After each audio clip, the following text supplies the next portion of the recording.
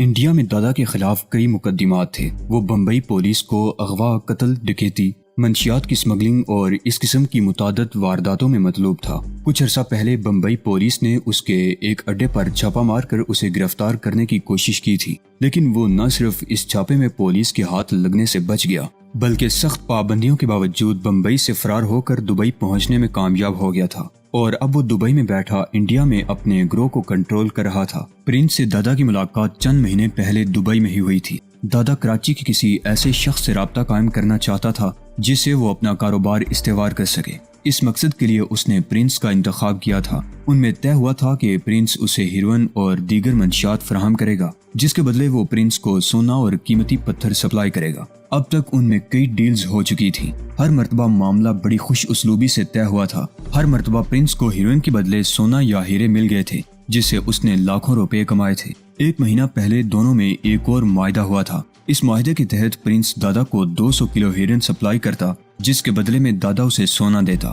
معاہدے کے مطابق یہ کام گزشتہ رات مکمل ہونے والا تھا۔ پروگرام کے مطابق ماہی گیری کی ایک کشتی کراچی کے ویران ساحل پر لنگر انداز ہوتی، جس پر سونا لدا ہوتا۔ دادا کے آدمی سونا پرنس کے حوالے کر کے ہیروئن وصول کر لیتے اور کشتی گہرے سمندر کی طرف واپس چلی جاتی۔ طے شدہ منصوبے کے مطابق دادا کے آدمی کل رات 1 بجے ویران ساحل کے مقررہ مقام پر پہنچنے والے تھے، لیکن اس سے چند گھنٹے پہلے دبئی سے ایک آدمی نے ٹیلی فون پر یہ سنسنی خیز اطلاع دی کہ دادا کے آدمیوں نے اس کے خلاف ایک بہت ہی خوفناک منصوبہ بنا رکھا ہے۔ وہ منصوبہ یہ تھا کہ دادا کے آدمی اسے 200 کلو ہیروئن لے لیتے اور بدلے میں سونا دینے کی بجائے اسے قتل کر کے کشتی پر فرار ہو جاتے۔ یہ اطلاع ملتے ہی پرنس کے چہرے پر درندگی کے آثار ابھر آئے تھے۔ وہ فیئر ڈیل کے اصول پر کاربند تھا۔ یہ اطلاع ملنے پر اس نے بھی دادا کو سزا دینے کا فیصلہ کر لیا۔ کچھ عرصہ پہلے پرنس کا ایک چھوٹا سا گروہ تھا، لیکن اس کے آدمی ایک ایک کر کے مارے گئے تھے۔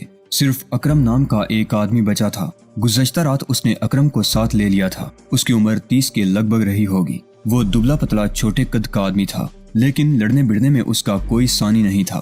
پرنس کی ہدایت کے مطابق وہ رات 11 بجے ایک کار چرا کر مقررہ جگہ پر پہنچ گیا، جہاں پرنس اس کا منتظر تھا۔ وہ دونوں ساحل کی طرف روانہ ہو گئے۔ گروہ کے آدمی ختم ہو جانے کے بعد پرنس نے اپنے طریقہ کار میں کچھ تبدیلیاں کر لی تھی۔ اب وہ عام طور پر بھاری اسلحہ اپنے پاس نہیں رکھتا تھا۔ صرف پستول اور موٹر بائیک کا 2 فٹ لمبا کلچ وائر اپنی جیب میں رکھ لیا کرتا تھا، جسے وہ ناگہانی صورتحال میں ہتھیار کے طور پر استعمال کرتا۔ ساحل پر پہنچ کر انہوں نے کار دور ہی چھوڑ دی اور پیدل چلتے ہوئے مقررہ مقام پر پہنچ گئے۔ وہ جھاڑیوں میں چھپ کر دادا کے آدمیوں کا انتظار کرنے لگے۔ ٹھیک 1 بجے ساحل کے قریب سمندر میں ایک کشتی کا ہیولہ دکھائی دیا۔ کشتی ساحل سے تقریباً 200 گز دور تھی۔ پرنس چند لمحے کشتی کی طرف دیکھتا رہا، پھر اس نے ٹارچ سے روشنی کا مخصوص سگنل دیا۔ جواب میں کشتی سے بھی روشنی کا سگنل دیا گیا۔ اس کے فوراً ہی بعد ایک چھوٹی کشتی ساحل کی طرف بڑھتی ہوئی نظر آئی۔ اس کشتی کو ساحل تک پہنچنے میں چند منٹ سے زیادہ نہیں لگے تھے۔ کشتی میں 3 آدمی تھے۔ ایک تو کشتی ہی میں بیٹھا رہا اور 2 ساحل پر اتر کر ان کے قریب آ گئے۔ پاس ورڈز کے تبادلے کے بعد ان میں سے ایک نے پرنس کو مخاطب کرتے ہوئے کہا، مال کہاں ہے؟ کار میں رکھا ہے۔ پرنس نے ایک طرف اشارہ کیا۔ سونا لائے ہو؟ ظاہر ہے، اس کے بغیر ہم اتنا طویل اور خطرناک سفر کر کے یہاں کیوں آتے؟ سونا کشتی میں ہے، تم اپنا مال منگواؤ، ہم سونا منگوا لیتے ہیں۔ نہیں، پہلے سونا کشتی سے اتروا کر یہاں منگواؤ، تسلی کر لینے کے بعد میں اپنا مال تمہارے حوالے کر دوں گا۔ پرنس نے کہا، اس سے پہلے کئی مرتبہ تم سے ہماری ڈیل ہو چکی ہے، تمہارا طرز عمل ایسا تو نہیں تھا۔ اس شخص نے پرنس کو گورا۔ بہرحال تمہارے اطمینان کے لیے ہم کشتی سے سونا اتروا کر یہاں منگوا لیتے ہیں، اپنی تسلی کر لینے کے بعد تم مال ہمارے حوالے کر دینا۔ اس شخص نے ٹارچ کا رخ کشتی کی طرف کر کے روشنی کا مخصوص سگنل دیا۔ ان کا تیسرا ساتھی کشتی سے اتر کر ان کی طرف آنے لگا۔ اس نے کندھے پر کچھ لاد رکھا تھا۔ اس دوران پرنس سے گفتگو کرنے والے کا دوسرا ساتھی اپنی جگہ سے ہٹ کر اس طرح کھڑا ہو گیا تھا کہ اگر کوئی گڑبڑ ہو تو کم از کم اکرم پر قابو پا سکے۔ پرنس نے کنکھیوں سے ان کی طرف دیکھتے ہوئے اپنی پوزیشن کا جائزہ لیا۔ وہ ہر قسم کی صورتحال سے نمٹنے کے لیے تیار تھا۔ ان کا تیسرا ساتھی قریب پہنچ گیا۔ پرنس نے فوراً ہی اندازہ لگا لیا کہ اس کے کندھے پر لدے ہوئے تھیلے میں سونا نہیں ہو سکتا تھا۔ تھیلا نیچے سے پھولا ہوا تھا اور اس کی ایک نوک اوپر کو نکلی ہوئی تھی۔ اس نے تھیلا زمین پر رکھ دیا، پہلے اپنے دونوں ساتھیوں کی طرف دیکھا، پھر تھیلا کھولنے لگا۔ پرنس پوری طرح تیار تھا۔ 200 کلو ہیروئن کے بدلے صرف ایک تھیلے میں سونا۔ وہ گہری نظروں سے تھیلے کی طرف دیکھ رہا تھا۔ تھیلے کا منہ کھلتے ہی ان کی نظر آٹومیٹک رائفل کی اس نال پر جم گئی جو تھیلے میں سے جھانک رہی تھی۔ اس سے پہلے کہ وہ آدمی رائفل تھیلے میں سے نکالتا، پرنس چیخا، اکرم ہوشیار! اس کے ساتھ ہی اس نے اچھل کر تھیلا کھولنے والے کے ہاتھ پر زوردار ٹھوکر رسید کر دی۔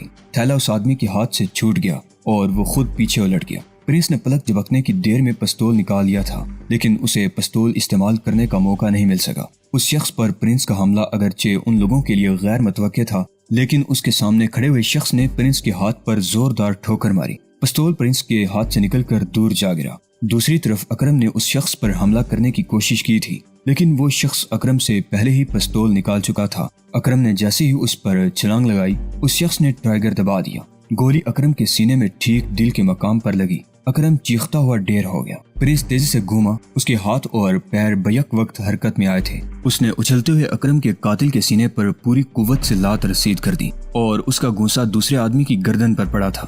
وہ دونوں بلبلاتے ہوئے پیچھے الٹ گئے۔ ان کا تیسرا ساتھی سنبھلتے ہوئے تھیلے سے کلاشنکوف نکالنے کی کوشش کر رہا تھا۔ پرنس نے اس کی کھوپڑی پر زوردار ٹھوکر رسید کی اور ایک طرف دوڑ لگا دی۔ پرنس نہتا ہو چکا تھا اور وہ تینوں مسلح تھے۔ اکرم ختم ہو چکا تھا اور پرنس کے خیال میں ان تینوں کا مقابلہ کرنا موت کو دعوت دینے کے مترادف تھا۔ وہ بزدل نہیں تھا، لیکن اس صورتحال میں بہادری کا مظاہرہ کر کے خودکشی بھی نہیں کرنا چاہتا تھا۔ اگر وہ مقابلہ کرنے کی کوشش کرتا تو تینوں چند منٹ کے اندر اندر اسے گرفت میں لے لیتے، اور جب انہیں معلوم ہوتا کہ اس کی کار میں ہیروئن نہیں ہے تو وہ اسے اذیتیں دے دے کر ہلاک کر ڈالتے۔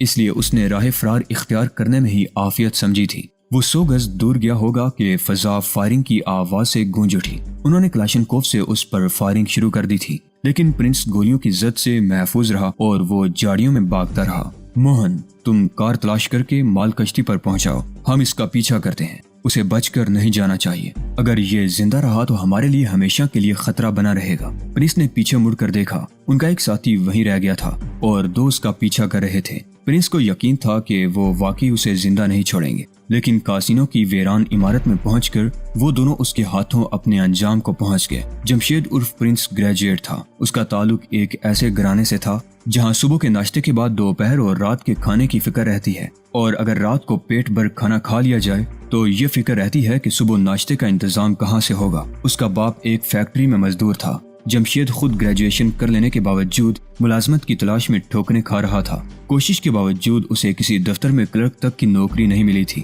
بے روزگاری کا یہ عالم تھا کہ ڈاکٹر اور انجینئرز بھی ڈگریاں بغل میں دبائے کسی معمولی سی ملازمت کی تلاش میں دفتروں کی خاک چھانتے پھر رہے تھے۔ وہ تو محض گریجویٹ تھا، اسے کون گھاس ڈالتا۔ جمشید کا باپ افضل اگرچہ ایک فیکٹری کا مزدور تھا، لیکن اس نے اپنے بیٹے کو پیٹ پر پتھر باندھ کر BA کروایا تھا اور اب یہ ڈگری اسے در بدر کیے ہوئے تھی۔ ابھی ملازمت کی تلاش جاری تھی کہ جمشید کا گھر بجلیوں کی زد پر آ گیا۔ سہراب گوٹھ میں منشیات فروشوں کے خلاف ہونے والی کارروائی کا نتیجہ بڑا بھیانک نکلا۔ موت کے سوداگر منشیات فروش خونخوار درندوں کی طرح معصوم اور بے گناہ شہریوں پر ٹوٹ پڑے۔ ان پر گولیوں کی بارش کر دی گئی، املاک کو نذر آتش کیا گیا اور لوگوں کو زندہ جلا دیا گیا۔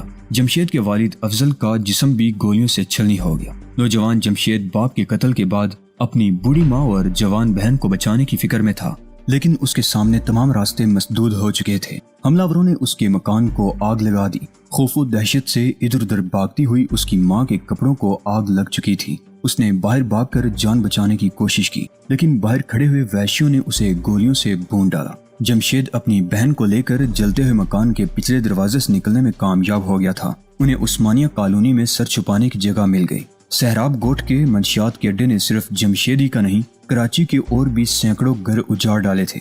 وہ اس اندوہناک واقعے کے بعد چوتھا دن تھا۔ جمشید اپنی بہن کے ساتھ عثمانیہ کالونی کے جس مکان میں رہ رہا تھا وہاں پولیس نے چھاپا مارا۔ پولیس والے اس طرح گھر میں گھسے تھے جیسے چنگیز خان کے سپاہی حملہ ور ہوئے ہوں۔ انہوں نے گھر کی ہر چیز الٹ پلٹ کر رکھ دی، الماریاں کھول کر ان کا سامان پھیلا دیا۔ یوں لگتا تھا جیسے انہیں کسی خاص چیز کی تلاش ہو۔ وہ غریب گھرانہ تھا، لیکن ان پولیس والوں کو تھوڑی بہت نقدی اور جو زیورات نظر آئے وہ انہوں نے اپنے قبضے میں کر لیے، اور جمشید کو آتش زدگی، بلوا اور نہ جانے کن کن الزامات میں پکڑ کر لے گئے۔ پولیس والوں کے جانے کے بعد اس گھر کی حالت دیکھ کر اندازہ ہوتا تھا جیسے قانون کے محافظوں نے نہیں، ڈاکوؤں اور لٹیروں نے حملہ کیا ہو۔ جمشید چیختا چلاتا رہا کہ اس نے کوئی جرم نہیں کیا، اس کا تو اپنا گھر جل کر راکھ ہوا ہے۔ ماں باپ گولیوں سے چھلنی ہوئے ہیں، مگر پولیس والوں نے اس کی ایک نہیں سنی اور اسے تھانے میں لے جا کر بند کر دیا۔ جمشید پر تشدد کر کے اسے وہ جرائم قبول کرانے کی کوشش کی جا رہی تھی جن سے اس کا کوئی واسطہ نہیں تھا۔ کئی روز تک تھانے میں جمشید کے ساتھ مار پیٹ ہوتی رہی۔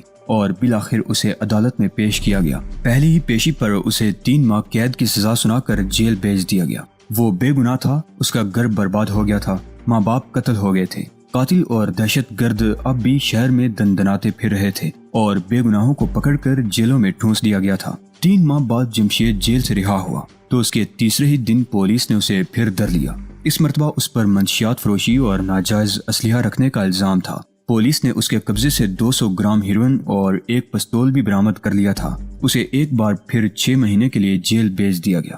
اس مرتبہ جیل میں اس کی ملاقات ایسے 2 آدمیوں سے ہوئی جو واقعی جرائم پیشہ تھے۔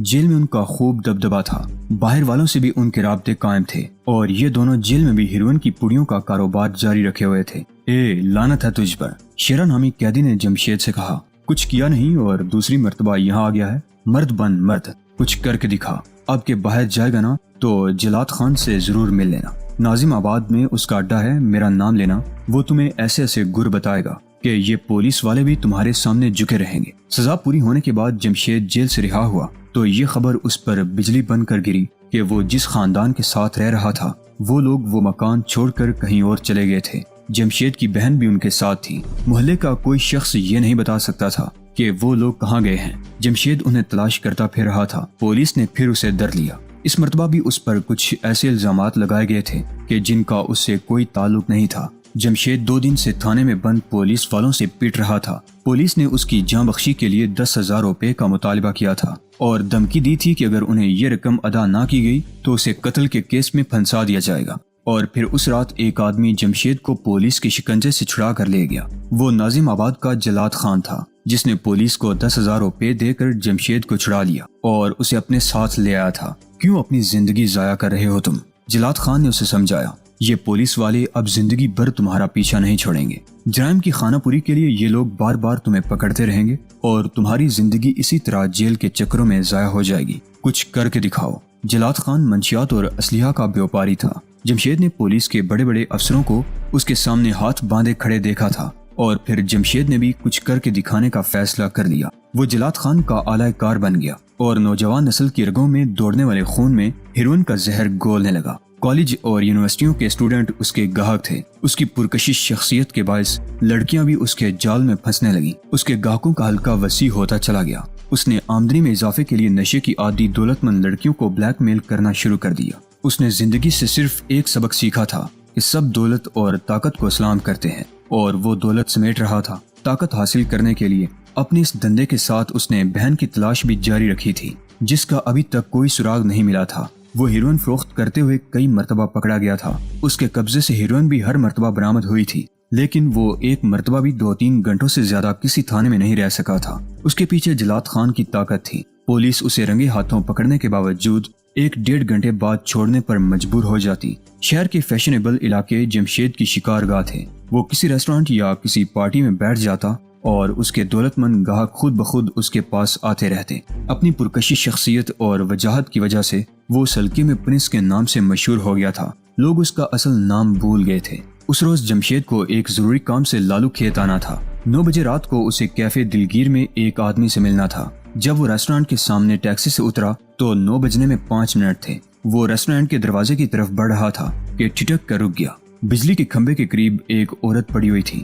میلا کچیلا پھٹا ہوا لباس، دھول مٹی میں اٹے ہوئے بال، پچکے ہوئے رخسار، اندر کو دنسی ہوئی ویران آنکھیں۔ اسے دیکھ کر یہ اندازہ ہوتا تھا جیسے وہ قبر میں پاؤں لٹکائے بیٹھی ہو۔ وہ ہڈیوں کا ڈھانچہ تھی، ہاتھوں پیروں اور چہرے پر میل جما ہوا تھا جیسے اس نے مہینوں سے پانی نہ دیکھا ہو۔ شہر میں اس قسم کے مناظر عام طور پر دیکھنے میں آتے تھے۔ ہیروئن کے عادی جن کے پاس ہیروئن خریدنے کے لیے پیسے نہیں ہوتے تھے، اسی طرح فٹ پاتھوں پر پڑے بھیک مانگتے، پیسے مل جاتے تو نشہ پورا کر لیتے اور پھر اسی طرح فٹ پاتھوں پر ایڑیاں رگڑ رگڑ کر مر جاتے۔ جمشید کو ایسے لوگوں سے کوئی ہمدردی نہیں تھی، لیکن اس عورت کو دیکھ کر وہ چونکے بغیر نہیں رہ سکا تھا۔ وہ اس کے قریب رک گیا اور غور سے اس کی طرف دیکھنے لگا اور پھر اسے یوں لگا جیسے اس کے دل و دماغ پر بجلی گری ہو۔ اس نے اس عورت کو پہچان لیا تھا۔ وہ اس کی بہن سائمہ تھی۔ جمشید کے دماغ میں چیونٹیاں سی رینگ رہی تھی۔ اس نے سائمہ کو اٹھا کر ٹیکسی میں ڈالا اور ایک پرائیویٹ ہسپتال لے گیا۔ 3 سال بعد اس کی گمشدہ بہن ملی تھی تو وہ اپنے بھائی کو نہیں پہچان پائی تھی۔ اس کی یادداشت ختم ہو چکی تھی۔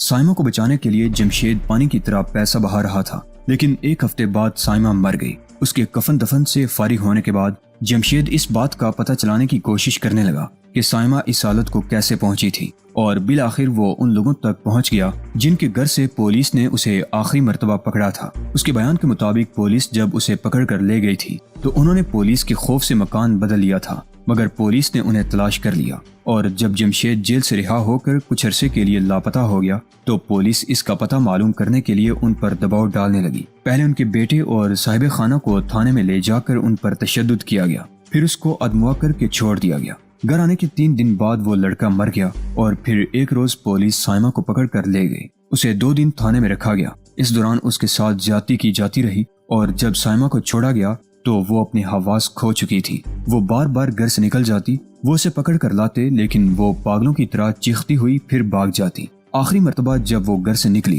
تو اس کا کوئی پتہ نہیں چلا کہ وہ کہاں غائب ہو گئی تھی۔ جمشید کے سینے میں انتقام کا لاوا کھولنے لگا۔ اسے ایک شریف انسان سے مجرم بنانے میں پولیس کا ہاتھ تھا۔ اس کی بہن کی بربادی اور موت بھی پولیس کی زیادتیوں کا نتیجہ تھی۔ جن لوگوں کو عوام کی جان و مال اور عزت و آبرو کا محافظ بنایا گیا تھا وہی لٹیرے بن گئے تھے۔ وہ عوام کے دشمن اور جرائم پیشہ افراد کے سرپرست بن گئے تھے۔ جمشید اس خطرناک راستے پر آگے بڑھتا رہا۔ اگر وہ واپس بھی آنا چاہتا تو نہیں آ سکتا تھا۔ انہی دنوں جلات خان کا بتے کے مسئلے پر پولیس سے جھگڑا ہو گیا۔